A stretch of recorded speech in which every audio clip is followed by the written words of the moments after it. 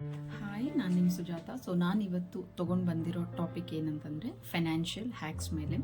So ನೀವು ಹೇಗೆ ಅಂದರೆ ಅದರಲ್ಲಿ ನಾನು ಒಂದು 4 ಪಾಯಿಂಟನ್ನು ಕ್ಯಾಟಗರಿ ಮಾಡಿಬಿಟ್ಟು 4 ಡಿವಿಷನ್ಸ್ ಮಾಡಿದ್ದೀನಿ, 4 ಪಾಯಿಂಟ್ಸ್ ಮಾಡಿದ್ದೀನಿ. ಸೊ ಫಸ್ಟ್ ಪಾಯಿಂಟ್ ಅದರಲ್ಲಿ ಬಂದುಬಿಟ್ಟು ರೆಡ್ಯೂಸ್ ಸ್ಪೆಂಡಿಂಗ್ಸ್.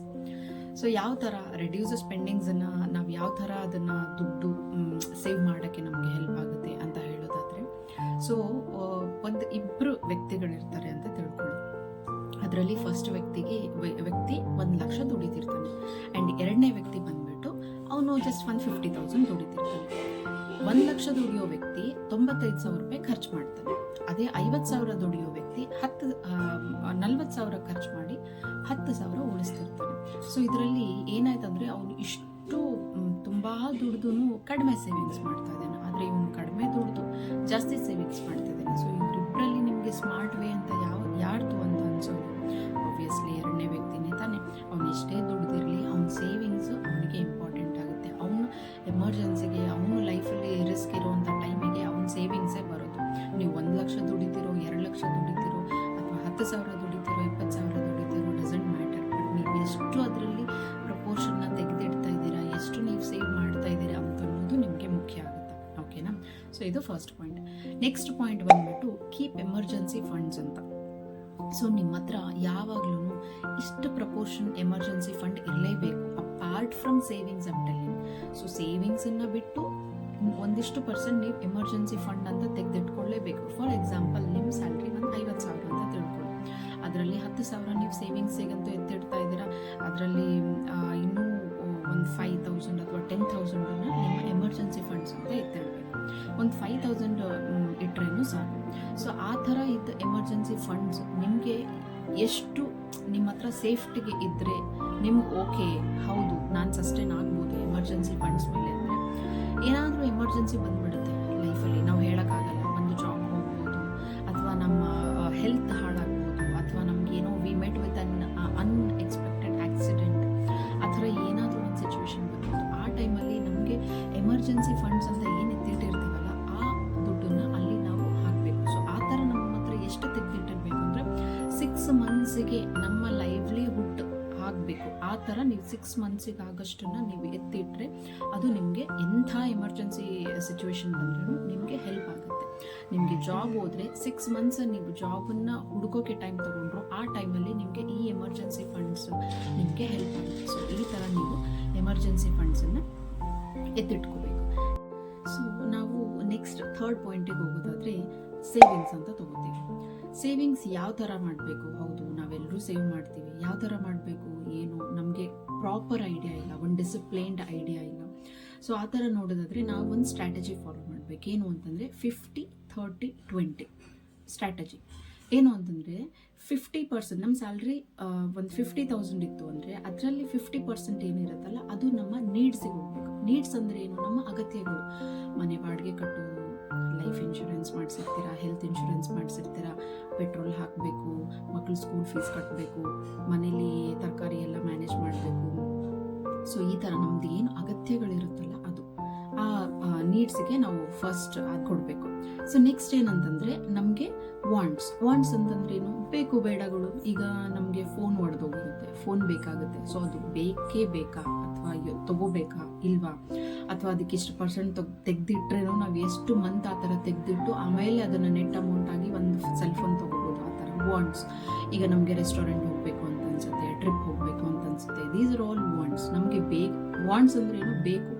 ಬೇಕು ಆಗಿದ್ದು ಬೇಕೇ ಬೇಕಾ ಅಥವಾ ಬೇಡವಾ ಅಂತ ನಾವು ಒಂದ್ಸಲ ಯೋಚನೆ ಮಾಡಿ we have to step into that. So ಅದು ನಮ್ಮ ವಾಂಟ್ಸಿಗೆ ಬರುತ್ತೆ. ನೆಕ್ಸ್ಟ್ ಏನಂತಂದರೆ savings. So apart from salary, ಅದರಲ್ಲಿ ನೀವು ಒಂದು 50K ಇತ್ತು, 50,000 ಇತ್ತು ಅಂದರೆ 20% directly that have to go to savings. ಅದರಲ್ಲಿ ನೀವು ಅದರಲ್ಲಿ ನಾನು ಇಲ್ಲ ಆಗಲ್ಲ, ನಾನು ತೆಗೆದಿಡೋಕ್ಕಾಗಲ್ಲ, ಆ ರೀಸನ್ ಬಂತು, ಈ ಎಮರ್ಜೆನ್ಸಿ ಬಂತು, ಬಿಕಾಸ್ ಆಫ್ ದ್ಯಾಟ್ ನಾವು ಎಮರ್ಜೆನ್ಸಿ ಫಂಡ್ ಇಟ್ಟಿದ್ದೀವಿ. ಹೌದಾ? ನೀವು ಇನ್ನೂ ಫಸ್ಟ್ ಪಾಯಿಂಟಿಗೆ ಹೋಗಿ ರೆಡ್ಯೂಸ್ ಸ್ಪೆಂಡಿಂಗ್ಸ್ಗೆ ಹೋಗಿ ಅಲ್ಲಿ ಸ್ಪೆಂಡಿಂಗ್ಸನ್ನು ನೀವು ಕಡಿಮೆ ಮಾಡಿಕೊಂಡು ಅದನ್ನೂ ನೀವು ಸೇವಿಂಗ್ಸಿಗೆ ಎತ್ತಿಟ್ರೆ that is very well and good.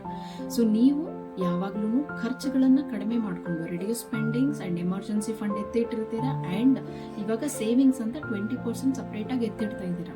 ನೀವು ಬೇಕಂದ್ರೆ 50-30-20 ರೂಲಲ್ಲಿ 50 ಇದ್ದಿದ್ರಲ್ಲಿನೂ ನೀವು reduce spendings and keep it aside for savings.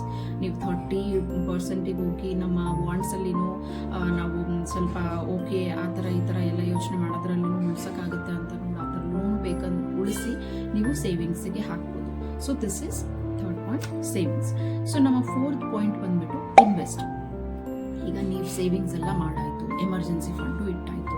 So next ಏನು, ಸೇವಿಂಗ್ಸನ್ನು ಸೇವಿಂಗ್ಸ್ ಆಗಿಯೇ ಇಟ್ಟರೆ ಅದು ಗ್ರೋ ಆಗಲ್ಲ. ನಿಮಗೆ ಒಂದು ಬೀಜ ಆಗಿಯೇ ಇಟ್ಟರೆ ಅದು ಗ್ರೋ ಆಗಲ್ಲ. ಸೊ ಅದನ್ನು ನೀವು ನೆನೆಸಿ ಮೊಳಕೆ ಕಾಳು ಕಟ್ಟಿ ನೀವು ಅದು ಬೇರ್ ಬಂದು ಅದನ್ನು ನೀವು ಭೂಮಿ ಒಳಗಡೆ ಇಟ್ಟರೆ that may grow into a very big tree. So chances are there, ಹೌದಾ? ಸೊ ಆ ಥರ ನೀವು ಯೋಚನೆ ಮಾಡಿ. ಮನೇಲಿ ದುಡ್ಡು ಖಾಲಿ ಐಡಲ್ ಆಗಿ ಯಾಕೆ ಇಡ್ತೀರಾ? ಸೇವಿಂಗ್ಸ್ ಹೌದು, ಅದನ್ನು ನೀವು FD ಇಟ್ಟರೆ ನಿಮಗೆ ಬ್ಯಾಂಕ್ ಒಂದಷ್ಟು ಪರ್ಸೆಂಟ್ ಅಂತ ಕೊಡುತ್ತೆ. ಸೇವಿಂಗ್ಸ್ ಅಕೌಂಟಲ್ಲಿ ಇಟ್ಟರು ಒಂದಷ್ಟು 4-6% ಅಷ್ಟು ಕೊಡ್ಬೋದು. ಬಟ್ ಇಸ್ ಇಟ್ ವರ್ತ್ ಅಂದರೆ ನಿಮ್ಗೆ ಅಷ್ಟೇ ಆಗುತ್ತಾ? ಇವಾಗಿನ ಕಾಲದಲ್ಲಿ ನಿಮ್ಗೆ ಅಷ್ಟೇ ಇಂಟ್ರೆಸ್ಟು ಎಲ್ಲಾದರೂ ಹೆಲ್ಪ್ ಆಗುತ್ತಾ?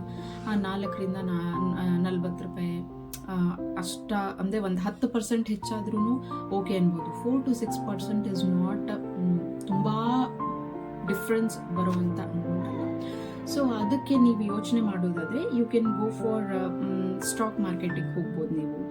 ಸೊ ಸ್ಟಾಕ್ ಮಾರ್ಕೆಟಲ್ಲಿ ನೀವು ಒಳ್ಳೆ ಸ್ಟಾಕನ್ನು ನೋಡಬೇಕು, ಅನಲೈಸ್ ಮಾಡಬೇಕು. ಒಂದು 10 ವರ್ಷ, ಒಂದು 20 ವರ್ಷದ್ದು ನೀಟಾಗಿ ಅನಲೈಸ್ ಮಾಡಿ ನಿಮಗೆ ಟೋಟಲ್ ಪ್ರಾಪರ್ ನಾಲೆಜ್ ಬಂತು. And for next 10-20 years this is not going to the previous 20 years stage ಅಂತ ಅನ್ನೋ ಕಾನ್ಫಿಡೆನ್ಸ್ ನಿಮಗೆ ಬಂತು ಅಂದರೆ ಆವಾಗ ನೀವು ಒಂದು ಒಳ್ಳೆ ಸ್ಟಾಕ್ ತಗೊಂಡು ನಿಮ್ಮ ಸೇವಿಂಗ್ಸನ್ನು ಅದರಲ್ಲಿ ಹಾಕಿ. ಹೌದಾ? ನೀವು ಅಷ್ಟು ಸೇವಿಂಗ್ಸ್ ಮಾಡಿರ್ತೀರ, ಅದನ್ನ ಹೋಗಿ ಒಂದು ಕಾರಲ್ಲಿ ಹಾಕ್ತೀರಾ, ಅದೇ 1-2 years ಆದಮೇಲೆ ಆ ವ್ಯಾಲ್ಯೂ ಡೌನ್ ಆಗುತ್ತೆ. Is it worth of paying so much? ಇಲ್ಲ ಅಲ್ವಾ? ಅದೇ ಸೇವಿಂಗ್ಸನ್ನು ತಗೊಂಡೋಗಿ ನೀವು ಸ್ಟಾಕ್ಸಲ್ಲಿ ಹಾಕಿ. ಅದೇ ನೀವು 2010 1 lakh ರಿಲಯನ್ಸ್ ಸ್ಟಾಕ್ ಏನಾದರೂ ನೀವು ತೊಗೊಂಡಿದ್ರೆ ಫಾರ್ ಟುಡೇ ಅಂದರೆ 2020ಗೆ ವ್ಯಾಲ್ಯೂ 400% ಅಷ್ಟು ಅದು ಬೆಳೆದಿರೋದು. ಬಿಕಾಸ್ ಅದು 1 ಲಕ್ಷಕ್ಕೆ 4 ಲಕ್ಷ ಕೊಟ್ಟಿರೋದು. So this is smart investing. So invest somewhere ಅದು ಕಂಪೌಂಡಿಂಗ್ ಆಗಬೇಕು, ಅದು ಬೆಳವಣಿಗೆ ಆಗಬೇಕು. ಆ ಥರ ಇದ್ದಲ್ಲಿ ನೀವು ಇನ್ವೆಸ್ಟ್ ಮಾಡಿ. ಅದೇ ಥರ ನೀವು ಮಾರುತಿ ಸುಜುಕಿನಲ್ಲಿ ಹಾಕಿದ್ರೆ ಓಕೆ, 2010 1 lakh ಇದ್ದಿದ್ರೆ ನಿಮಗೆ 2020ಗೆ ಇಟ್ ವುಡ್ ಹ್ಯಾವ್ ಗಿವನ್ 800% ಅಷ್ಟು ನಿಮಗೆ 8 lakhs ಅಷ್ಟು ಅದು ಅಮೌಂಟ್ ರಿಟರ್ನ್ಸ್ ಕೊಟ್ಟಿರೋದು. ನೋಡಿ, ಯೋಚನೆ ಮಾಡಿ ಎಷ್ಟು ದೊಡ್ಡ ಅಮೌಂಟ್ ಅದು. 1 lakhಗೂ 8 lakhಗೂ ಎಷ್ಟು ಡಿಫ್ರೆನ್ಸ್, 1 lakhಗೂ 4 lakhಗೂ ಎಷ್ಟು ಡಿಫ್ರೆನ್ಸ್.